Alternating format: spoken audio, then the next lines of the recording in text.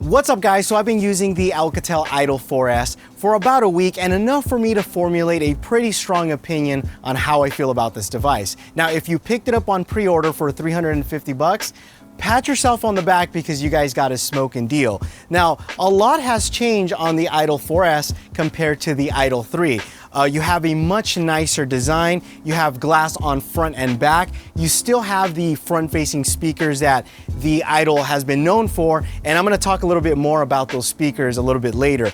Now, I think a lot of you guys are gonna like this phone. You're gonna get a fingerprint reader in the back, micro SD support.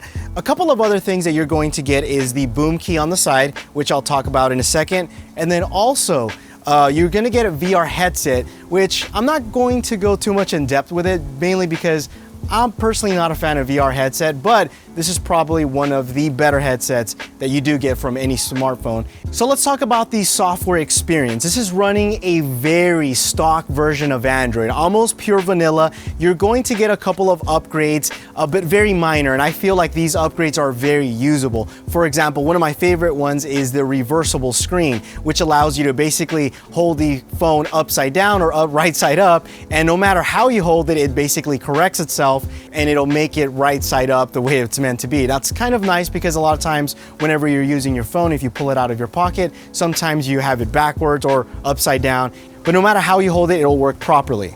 So if you're a multimedia junkie, you're definitely gonna love this phone. You have a Quad HD display with an AMOLED panel, and it looks very similar, almost identical to a Galaxy S7 Edge. In fact, if you put them side by side, it's almost impossible to tell the difference. It's really that good. Now, what really sells this phone, to me at least, is the front-facing speakers. They sound incredible.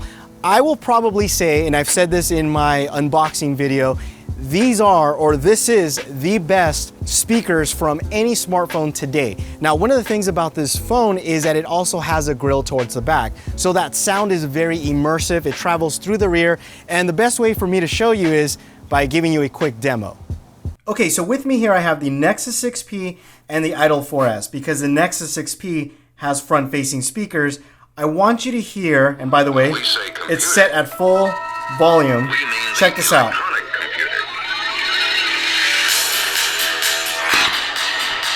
It sounds really muffled when it's face down.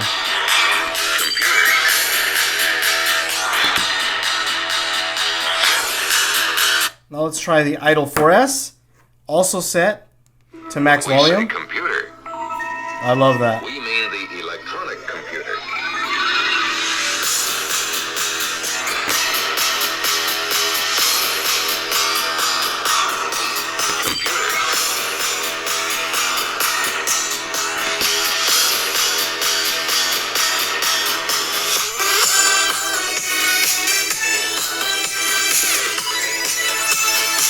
So you can hear how immersive the sound is even from the rear, and even at its lowest volume, which I'll show you, it's still pretty loud. Now, another major improvement on this phone is the camera department. It's using a 16 megapixel Sony camera at f2.0. You're gonna get really great pictures. In fact, I would say that this rivals even flagship phones today. Here's a couple of examples of pictures that I've taken.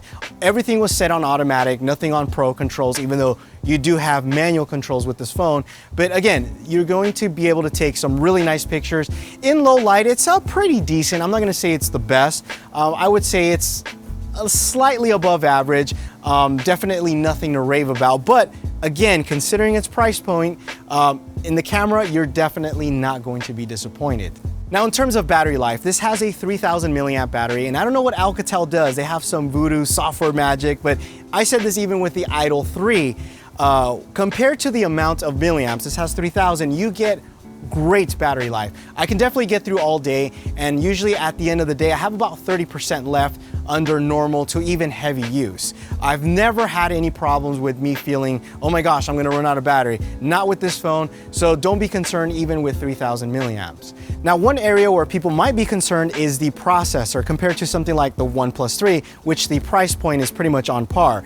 Now, for me in my testing, I didn't feel like it was underpowered. I am running Nova Launcher, and I didn't have any problems. I mean, there's gonna be occasional stutters here and there. Is that gonna be a deal breaker? Absolutely not. I mean, it ran perfectly fine, even during gaming testing and even multitasking, which I think is important when you're jumping through apps, you know, back and forth.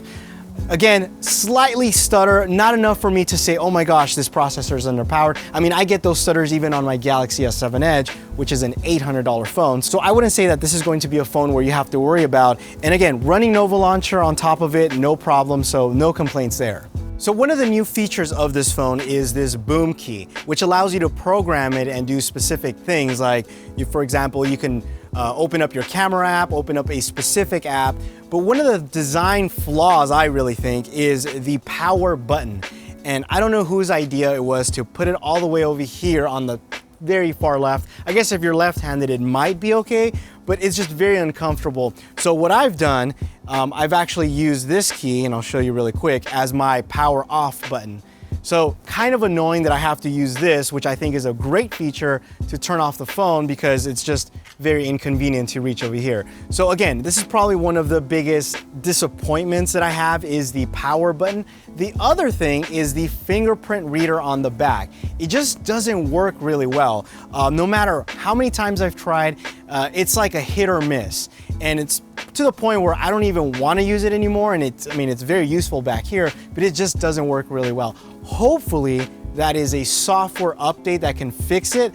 I've already actually received the very first update, which did not fix that. It did fix one thing that I didn't like, which was getting these weird wallpapers that you couldn't switch out, which was kind of annoying, but they fixed that. But I'm hoping that the fingerprint scanner does get fixed. However, this is something you can't fix, the power button. Not a deal breaker because you can use this, your boom key, but it sucks that you have to use the boom key to power on the display and then turn it off. So, I mean, it is what it is, I guess. So I think if you're looking for an all-around great mid-range Android phone, I think this is going to be one of the best choices that you have for 2016. You have that beautiful display, front-facing speakers, the battery life optimization that they have, almost a pure Android experience with just a couple of minor quirks, the fingerprint and the power placement. You're not going to be disappointed. And the fact that they do also throw in an Incipio case, which is nice, and also a screen protector and the VR headset. 400 bucks, not a bad deal. So I hope you guys enjoyed this phone. If you guys have any questions regarding this phone, let me know. I'm gonna keep using it because I like it. And again, it's overall a really nice phone. Let me know if you guys have any other phones that you guys would like me to review. I know a lot of you are looking for either the OnePlus 3 or also the Axon 7, which everybody keeps talking about. Thanks again for watching, and you will catch me in the next one. Adios.